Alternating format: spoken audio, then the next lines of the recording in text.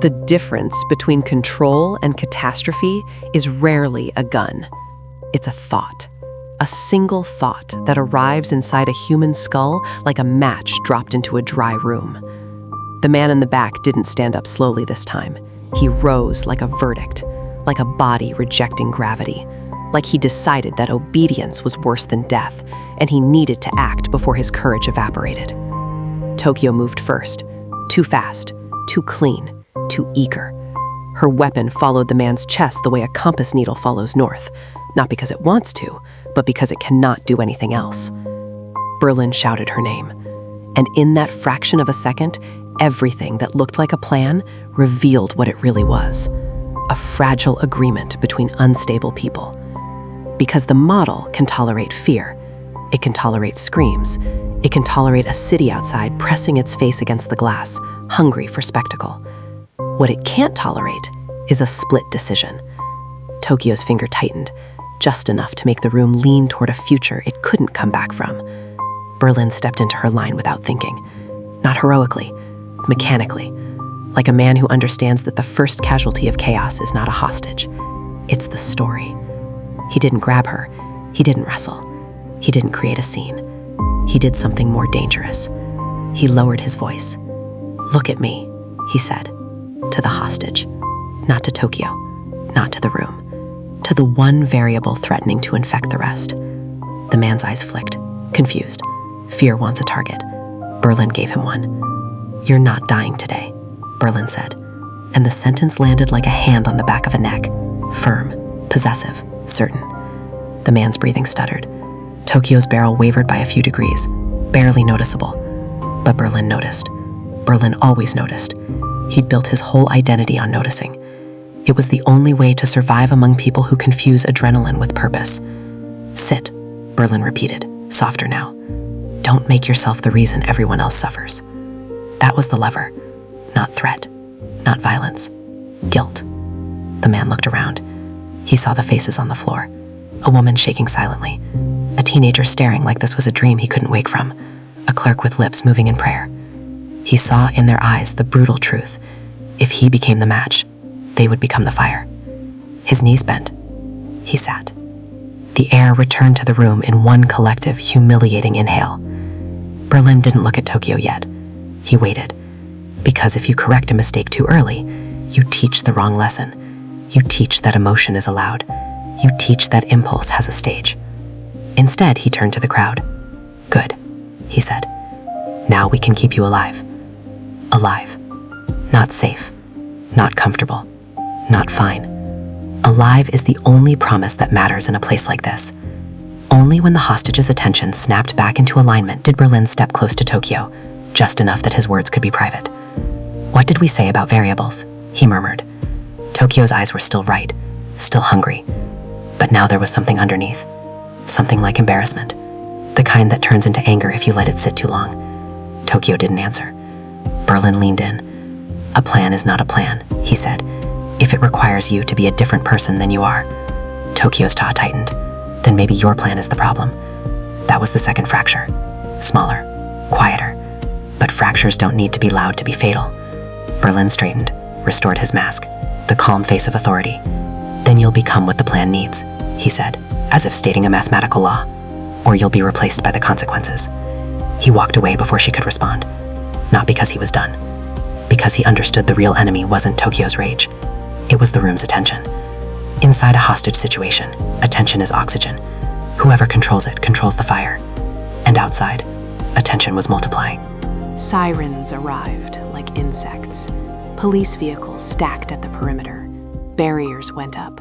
Radios crackled with the holy language of procedure: secure, contain, establish, negotiate. The news came quickly, because the news always comes quickly to tragedy. Tragedy is the only currency that never devalues. A negotiator stepped into the frame. Her name didn't matter at first. What mattered was the way she moved, not hurried, not theatrical, not trying to look brave for the cameras. She moved like someone who had already made peace with being hated. That's the kind of person you should fear. She watched the mint the way surgeons watch an infection, with professional disgust and cold curiosity. She didn't ask, "Who are they?" She asked, what do they want people to believe? Because any amateur can see guns and hostages and panic. Professionals look for the lie. She took the first report, then the second, then the third. She listened without interrupting, which is how you make men talk faster than they should. They're in, an officer said. They've got, he named a number, and it was wrong by the time he finished saying it. Numbers change inside chaos. Chaos hates accuracy. They fired? She asked. No. Any casualties? None. She nodded once, small, precise. That told her something. No shots, she repeated, as if testing the words for hidden meaning. That's intentional. The officer tried to sound confident, could be waiting for backup. She looked at him the way you look at someone who still believes in simple stories. No, she said. If this was a robbery, they'd want speed. Speed is safety.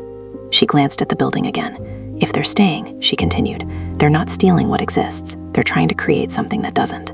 The officer frowned. Create what? She didn't answer, not because she didn't know, because saying it out loud would make it real, and she wasn't ready to give them that power yet. Inside, the hostages were being reorganized. Not roughly, not with gratuitous cruelty, with the kind of method that makes people more afraid than shouting ever could. Because method implies you've done this before. Method implies your conscience is not in the room. Berlin stood above them and spoke like a man reading from a script he'd memorized until it lost its meaning. Listen carefully, he said. Your panic is expensive. A few people blinked, confused. Berlin continued. If you panic, you make mistakes. If you make mistakes, you force us to correct them. Corrections are unpleasant. He looked across the crowd, not at faces, but at patterns. Who is watching him? Who is watching the exits? Who's whispering? Who's already breaking? Here is the deal, he said. You do what we say. You stay alive. You become numbers again. He let that settle. Later, he added, you can return to being names. A woman near the front raised her head. Who are you? Burley smiled. Not warmly, precisely. We are the reason your government will look stupid tonight, he said. Some hostages didn't understand the sentence. The smart ones did. And the smart ones got afraid in a different way. Because money is one thing, humiliation is another.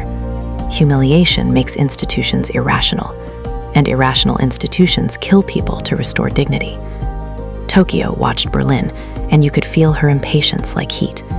She wanted the room to move faster. She wanted the story to skip to the part where she wins. But Berlin knew the truth. You don't win a siege by rushing. You win it by controlling the rate at which reality changes. Upstairs, the machines waited like sleeping animals. Not roaring, not dramatic, just present, heavy with potential. Paper stacked, ink prepared, plates that could turn blank into value. The Mint was designed to manufacture trust. They were about to weaponize that function. Denver tried to lighten the mood with a grin, because some people can't survive tension without turning it into a joke. Nairobi didn't smile. Nairobi watched the hostages the way bartenders watch drunks. She knew exactly when someone would become a problem. You, Nairobi said, pointing at a young man whose breathing was too fast. Look at me. He looked, terrified. Good, Nairobi said. Stay terrified. Terrified people follow instructions. She turned away, and the young man realized he'd been given permission to be afraid. That, ironically, calmed him. Fear is easier to manage when it's acknowledged. Tokyo leaned toward Nairobi. You're enjoying this. Nairobi's eyes flicked. I'm surviving this. Tokyo's mouth tightened. Same thing. No, Nairobi said. Enjoying means you get sloppy. Tokyo scoffed and looked away, but the words hit, because Tokyo knew she was close to sloppy. She could feel it in her own blood. Berlin called them together briefly, away from the hostages, in a corridor that smelled like paper and old air. No improvisation, he said. Tokyo laughed softly. Improvisation is what you do when your plan meets reality. Berlin's gaze hardened. Reality is a distraction. We have a schedule. Tokyo stepped closer, eyes sharp. And what happens when a hostage dies because your schedule is late? Berlin didn't flinch. Then we lose. Tokyo's face changed, just slightly. She expected denial. She expected bravado. She did not expect honesty. Berlin continued. So we don't let that happen. And if it does, Tokyo pressed. Berlin's voice dropped. Then you live with it. And the rest of us live long enough to make it mean something. Tokyo stared at him. In her mind, she wanted a romantic version of this. Rebels, freedom, destiny. Berlin was offering her a different truth. Arithmetic. Outside, the negotiator set up her first move.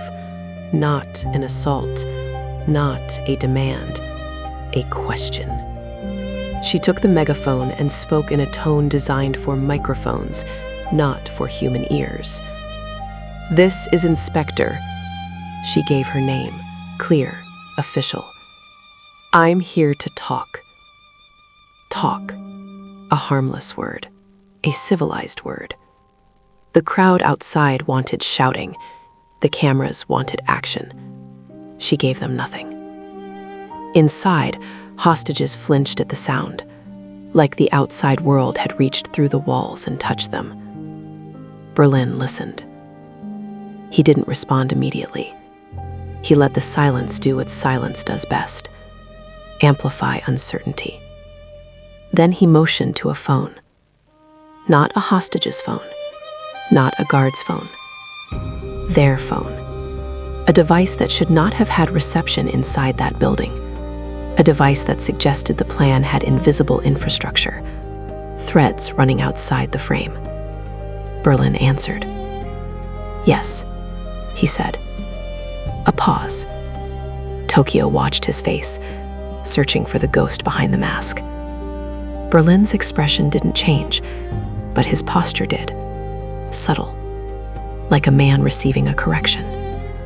He listened. Then, understood. He hung up. Tokyo didn't wait. Who is it? Berlin looked at her with something like pity.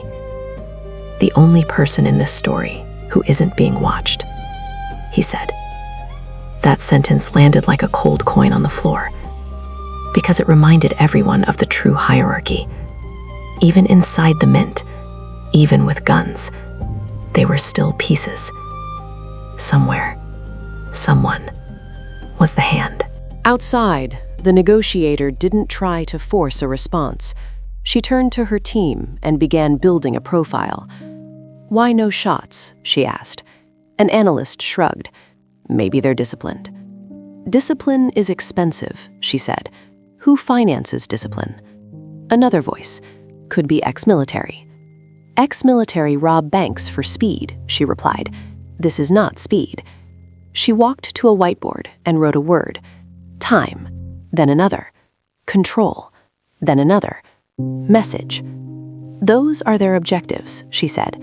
Time, control, message. A young officer frowned. Message? She nodded. They didn't pick a jewelry store. They picked the mint. That's a symbol. Symbols are invitations. Symbols make the public participate. The public becomes a jury before any facts arrive. She turned back to the building. What do you think they want the city to feel? She asked. Fear, someone said. She shook her head again. Fear is a byproduct. She tapped the board. They want inevitability, she said. They want the world to believe this was always going to happen. Because inevitability is the most addictive story of all. It makes people stop resisting. It makes them watch. Inside, the hostages were beginning to change. The first hour is raw panic. The second hour is adaptation. Adaptation is when people start forming alliances, narratives, roles. A middle-aged man with the posture of management began whispering to others, trying to create a leader among the hostages. A young woman tried to soothe a crying student, becoming a temporary mother. A teacher counted heads, because teachers always count heads, even when the world is falling apart. And one hostage, quiet, observant, watched the thieves as if memorizing them. That one worried Nairobi. Because fear is visible, panic is loud, observation is a weapon. Nairobi walked over, crouched slightly to meet the hostage's eyes. "What's your name?" Nairobi asked. The hostage hesitated, then said it. Nairobi smiled, soft and fake. "Forget it," she said. "Names don't help you here." The hostage's eyes narrowed. Then why did you ask? Nairobi's smile didn't break, but something in her gaze sharpened. To see if you're the type who answers questions, she said. The hostage didn't look away. And? Nairobi leaned in, just enough for intimacy to become pressure. And you are, she said. So answer this one. Do you want to be remembered as brave or alive? The hostage swallowed. Silence. Nairobi stood and walked away, satisfied. Tokyo watched that exchange with disgust. You're playing with them. Nairobi didn't turn. No, she said. I'm preventing them from playing with us. Because the truth was simple. Hostages aren't passive. Not for long. Not when the police are outside promising rescue. Not when adrenaline turns into courage. Not when someone decides their life is worth a gamble. And gambles were exactly what this operation could not afford. Berlin returned to the main hall and spoke again, louder now, for everyone. Your police are outside, he announced. They will tell you they're here to save you. Some hostages lifted their heads. Hope, dangerous, volatile, flickered. Berlin continued. They will also tell themselves they're here to win. He paused, as if considering whether to reveal the next truth. I suggest you don't bet your life on their pride, he said. A murmur spread. Berlin's eyes moved across the crowd. Pride makes people do stupid things, he said, including us. Tokyo felt that like a slap. She opened her mouth, but Berlin didn't look at her. He didn't need to. The message was delivered. Outside, the negotiator made her first call. A phone rang inside. Berlin answered. Speak, he said. The negotiator's voice came through, calm, measured, almost bored, which is a tactic in itself. Let's start simple, she said. How many of you are inside? Berlin smiled. More than you can arrest, he replied. She didn't react. And how many hostages? Berlin looked around as if counting, then said a number, not exact, close enough to be plausible, wrong enough to be strategic. The negotiator noted it without comment. What do you want? She asked. Berlin's voice softened, almost amused. What do you think we want? She exhaled slowly. Money. Berlin laughed, quietly. Everyone wants money, he said, but not everyone chooses this method. What method? She asked. Berlin paused. That pause was theater, a hook. Then he said, creation. The negotiator's eyes sharpened. She didn't let it show in her voice. Creation of what? She asked. Berlin's tone went colder. You'll see. People don't take hostages for mystery, she said. Berlin answered instantly. People take hostages for leverage. And mystery is leverage, she said back. There it was, the first clean clash, two minds trying to control the same story. Berlin smiled with his voice. You're good, he said. I know, she replied. A beat. Then she said, let one hostage go. Berlin didn't hesitate. No. Proof of life, she pressed. Berlin's eyes flicked toward Tokyo. Tokyo's stare didn't move.